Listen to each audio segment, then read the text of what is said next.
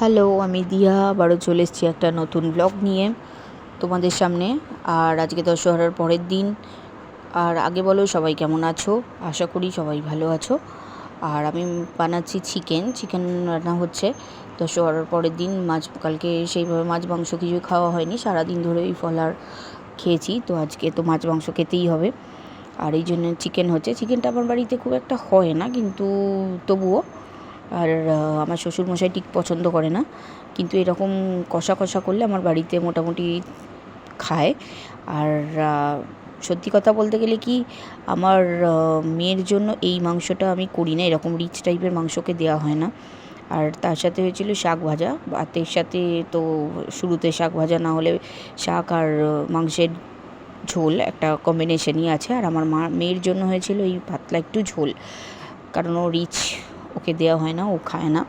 আমাদের প্রচণ্ড রকমই একটু স্পাইসি রান্না হয়, তেল মানে মশলা বেশি দিয়ে। আর এখনও পড়তে বসেছে সন্ধেবেলা, তো পড়ছে কম, খেলছে বেশি। আমাকে এখন এটা শোনাচ্ছ গান, তো কি গান শিখেছে সেই জন্যই ও আর কি গানটা করছে। আর সামার ভ্যাকেশন চলছে, এবার আস্তে আস্তে সামনে স্কুল খুলে যাবে, তারপরে স্কুল চালু হয়ে যাবে। আর যাই হোক, তারপরে আমি একটুখানি বেরিয়ে পড়েছিলাম একে পড়িয়ে। আর বেরিয়েই বৃষ্টির সম্মুখীন হই। তো চারিদিক মানে এত ফোর্সে, মানে এত জোরে বৃষ্টি এসে গেছে। প্রথমে একটা গাছের তলায় দাঁড়িয়েছিলাম, তো টিপটিপ করে পড়ছিল।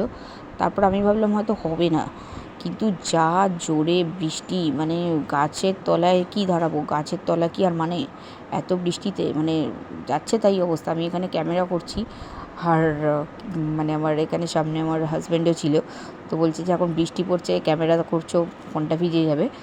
তো সেইটাই আর কি। যাই হোক, ব্লগটা ভালো লাগলে অবশ্যই একটা লাইক সাবস্ক্রাইব করে দেবেন। Thank you.